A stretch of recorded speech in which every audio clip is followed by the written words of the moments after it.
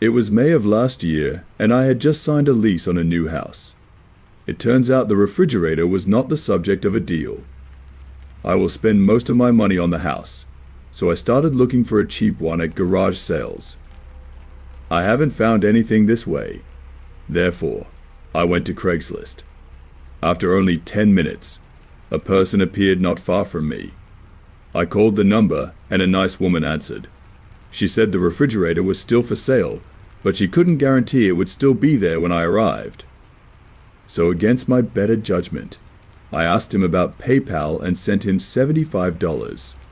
She sent me an email confirming that she had received the money, and we set a date for me to pick it up. That Saturday, I texted him to let him know I was on my way. The house was a beautiful ranch-style house, probably built in the 80s. I knocked on the door, and this hot girl with brown hair and a very short haircut answered. After choosing fieldwork, I asked her about Sunny, and she said it was her, and took me inside. I have no reason to worry. Just like the outside, the house is well finished and smells clean.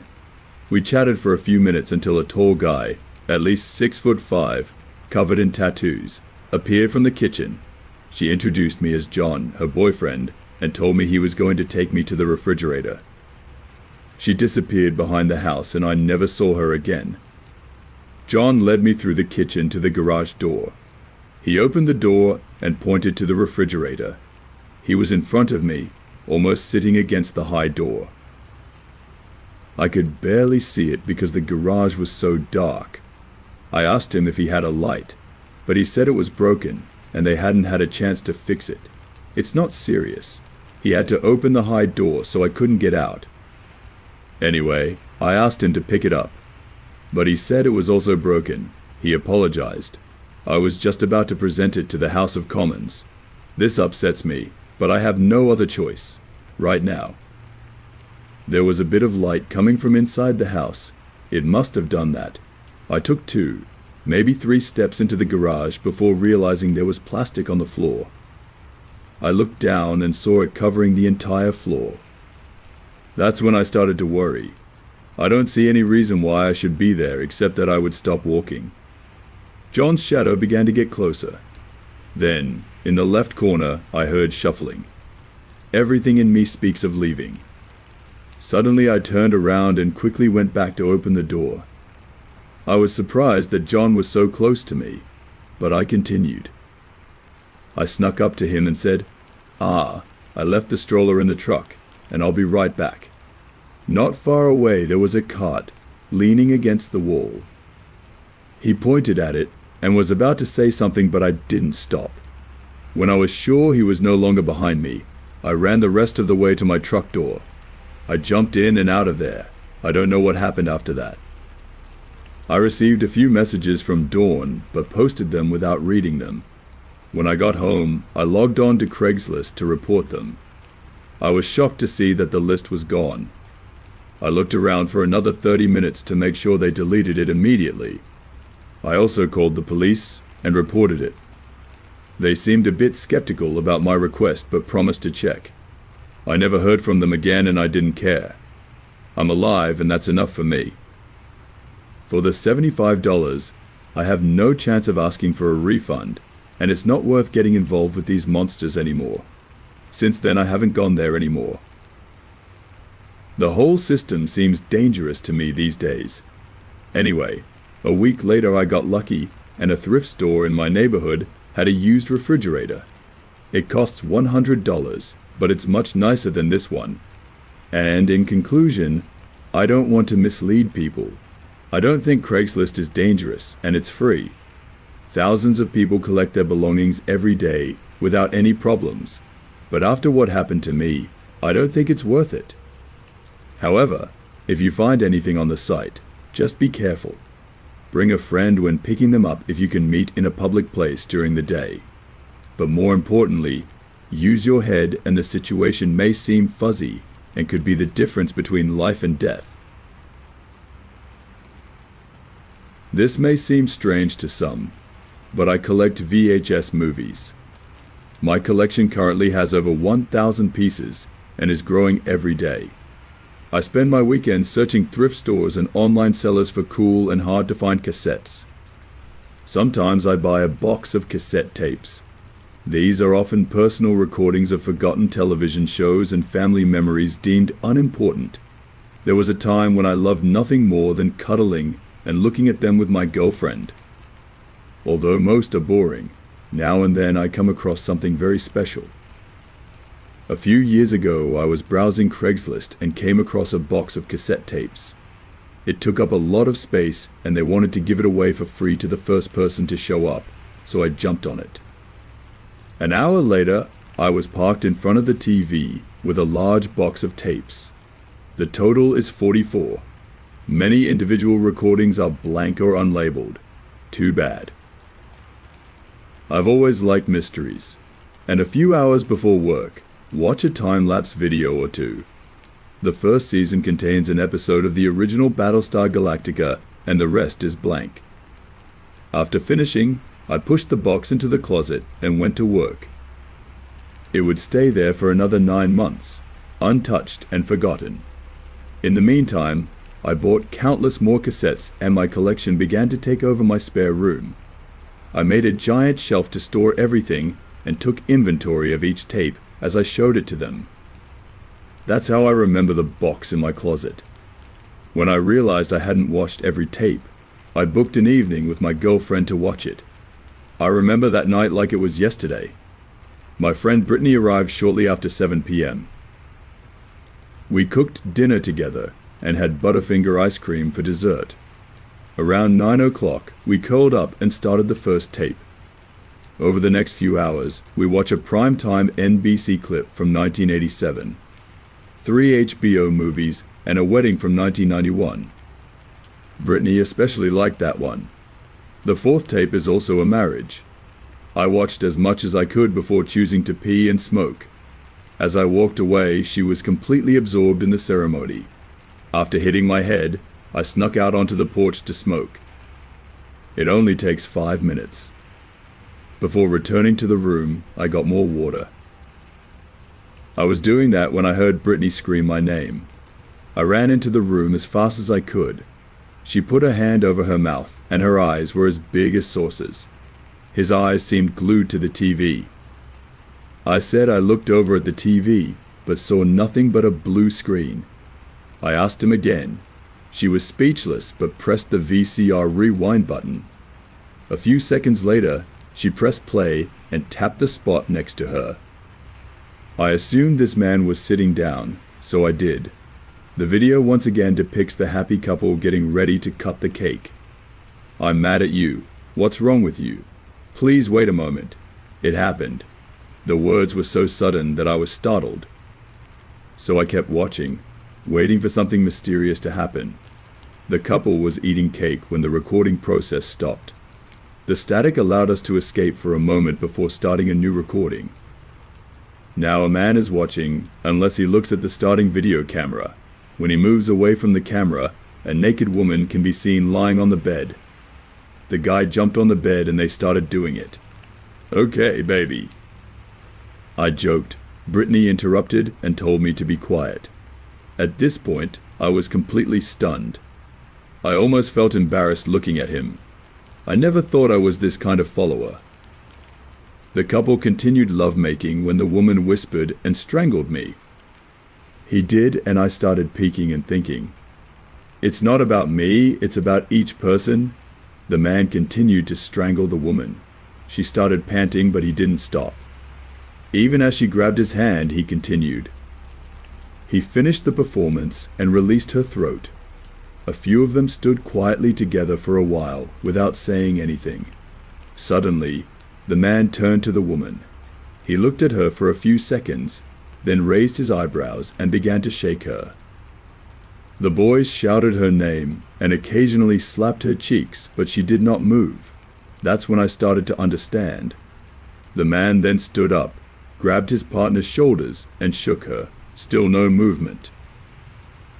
That's when he began to understand, finally stopping and just staring into her empty eyes. No way, man. Now I'm starting to panic. No way, man. Brittany was silent. Man sitting on the edge of the bed. His head was buried in his hands. "Hello," we hear sobbing. This lasted for a while before he remembered the camera, and with one long movement, he reached out and hit it with his hand. The howl of static returned, and I sat stunned. The whistling continued until Brittany finally pressed the stop button. Man, what's the only word I can say? I've never seen anything like that before. Brittany turned to me and asked what we should do. Honestly, I have no idea. I still can't believe it's true. Maybe not, but let me smoke. I will consider our options. I retreated thinking that when I returned I had proposed an idea that might be wrong. I don't want to go to the police until I'm sure it's true. I don't want to be the butt of budget scammers. Okay, if there were any doubts, she'd keep them to herself. Maybe she's still in shock. I know I was. Our evening has ended. I offered her to stay the night, but she refused. It's not serious. I won't be able to sleep until I know the truth. My first goal was to contact the previous owner of the tape. I know for certain that the man on the tape is not the person from whom I received the box. However, there was a high possibility that he already knew her identity. My email was not answered. I tried to contact them by phone, but their number is no longer working. Finally, I stopped by his house and discovered he had moved out completely. With no way to contact him, my options were limited to the police, as the police said they would watch the video and contact me if they had any further questions. Now it's out of my hands. During weeks of research, I rarely saw Brittany. She always made excuses. I think it's only a matter of time before she ends things. Another week would pass before she called. I can't do this anymore. I haven't slept in weeks. All I see is this dead woman. There's no point or sense in arguing with her. I wish her a good life, and it would be cruel to expect her to ignore such things. God knows I've had quite a few bad dreams in the past month. Things like this tend to affect women more than us. If his feelings change in the future, it won't be difficult to find me. Since then, hundreds of cassettes have passed through my hands. Space is currently scarce. I sold blank cassettes and extra copies of movies. Brittany is no longer in the picture. I admit that curling up in bed and watching tapes has lost some of its luster. Most of my viewing now takes place in the living room. Nowadays, every time I put an unlabeled tape into the player, I feel a bit scared. When I see someone die, I've had a lot of time to think about it. When you collect something that captures a moment, a part of someone's life, you never know what terrible secret he might discover. Maybe 2.5 years ago, I met a girl at a bar. She stood up and I stopped for the day. I didn't go there with the idea of scoring. I just want a few pints to help me relax. I had been there for about 45 minutes when the bartender gave me a note. It was from a girl sitting at the end of the bar. She asked me to sit at the table with her so we could talk. My curiosity was piqued, so I checked my rights and locked eyes with perhaps the most beautiful woman I'd ever seen. I think maybe I accidentally received this message. There was no way such a tough girl would care enough about me to make sure I pointed out that note, and that mouth was made for me. Then I pointed at myself. To my surprise, she agreed. And that's where our evening began. I chose a quiet table in the corner and she sat with me. We introduced ourselves before moving on to small talk. Her name is Amber and she is 25 years old. Up close, she was even more beautiful. I asked her why she wrote that note. I'm really curious. Even though I'm not a pedestrian, I'm still not at his level. The possibility that I had been deceived occurred to me, so I asked if it was a joke, but she said no. This wasn't the first time my friends thought it was funny, and a girl liked me. They taped letters to my windshield at least twice, claiming to be from a secret admirer. I have never fallen into the trap. I'm much smarter than they think. However, it was a real meeting. If so, I planned to play while getting to know each other. I continued playing for another hour until she asked me if I wanted to take her home. I hopped on, and we walked a few blocks to my apartment. We had a few more drinks and started messing around. I don't kiss and tell, so I'll just say that we enjoyed each other's presence for the rest of the night. When I woke up the next morning, she was gone. I dismissed it as an unbelievable dream and went to sleep. As they walked out, a pair of beer bottles caught my eye. I moved closer to take a closer look, when I have lipstick residue on my mouth. I'm still not completely positive. I walked over to the bed and smelled the pillow in front of me.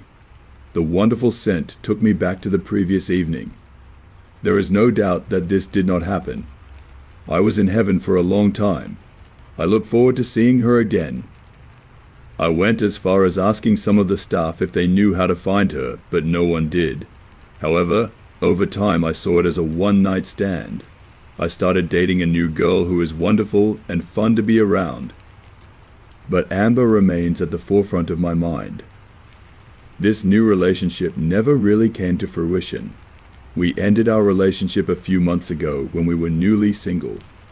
I hope to be reunited with Amber and be able to pick up where we left off.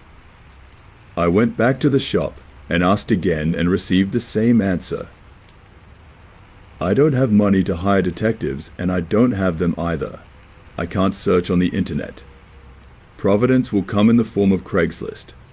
While browsing the website, I noticed the missing connection section.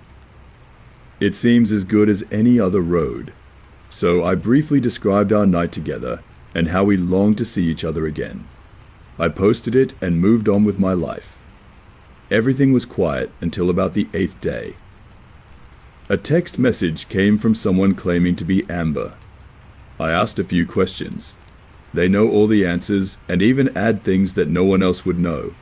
I was excited to talk to him again and asked if we could meet for a drink. She agreed and suggested a place where we first met. It seemed perfect, almost romantic. I'm starting to believe this could lead somewhere. My month-long search was over. For the rest of the week, my stomach was cramped. I count the hours. Saturday finally came and I got there. It was visible from the outside and was more beautiful than I remembered. I sat at the table with him and the evening went like our first evening. Everything except one thing throughout the evening. She checked her phone many times. I guess she was just nervous and tried to ignore it. It was a little after 6 and she suggested we go back to her place. I've been looking forward to this for months. On my way out, I visited the bathroom. When I'm going out, I noticed she was playing with her phone again. However, she is on a call. I don't care. Also, maybe she's calling her roommate. She is a stranger to me. As far as I know, she still has children. I don't care. Anyway, she hung up when I got back, and we picked her up outside in the car. I staggered across the street until she pointed to this simple 4-door sedan, and I headed toward the passenger door. She unlocked it, and I fell into the chair. We locked the door, but instead of starting the car, she just sat there and smiled at me. She wants to kiss. That idea cheered me up. When I leaned down to kiss him, a strange male voice told me to stop. What? I was so drunk that it was difficult to assess the situation. I turned my head toward the back seat and saw a tall, masked man pointing a gun at me. Don't make me shoot you, cowboy. Right away. I regained consciousness. I could tell he meant every word. I looked at the hamburger. Our eyes met, and I knew I had been tricked. They are cold and without any empathy. I was exhausted. I lost the desire to live in the moment, to move forward much faster than I should have. I took my wallet out of my pocket and threw it in the back seat. I think my indifference caught the man off guard.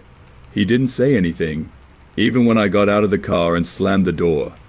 I didn't know what to do, so I remained silent, looking out at the sidewalk. They were silent for about 30 seconds until I heard the car start and drive away.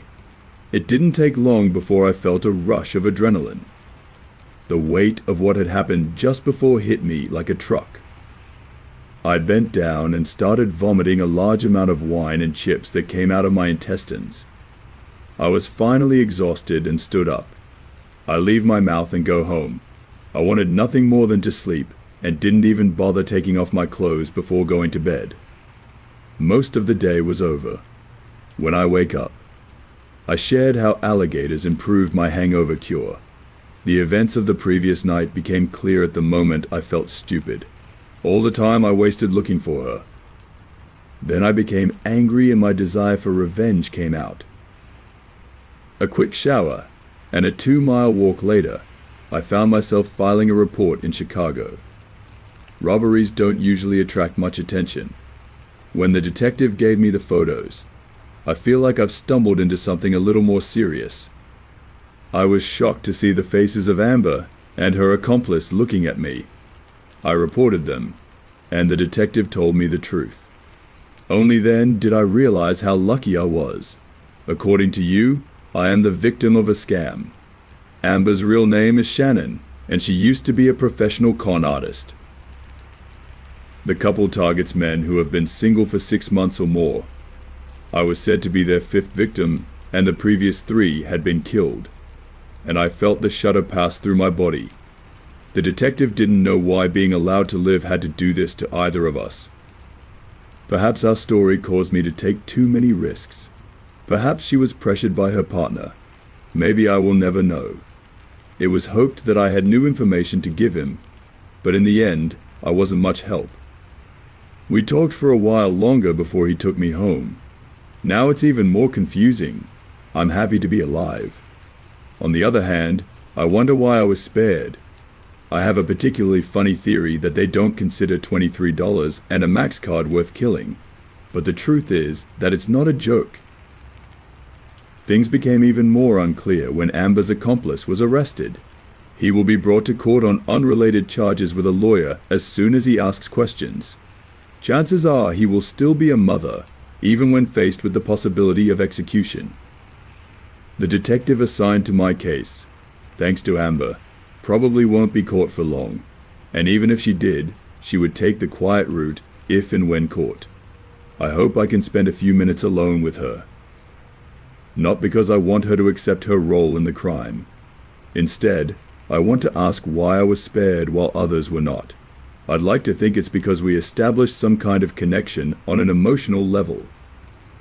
Then again, maybe it's just my romantic side thinking honestly and honestly. Maybe it's not my time.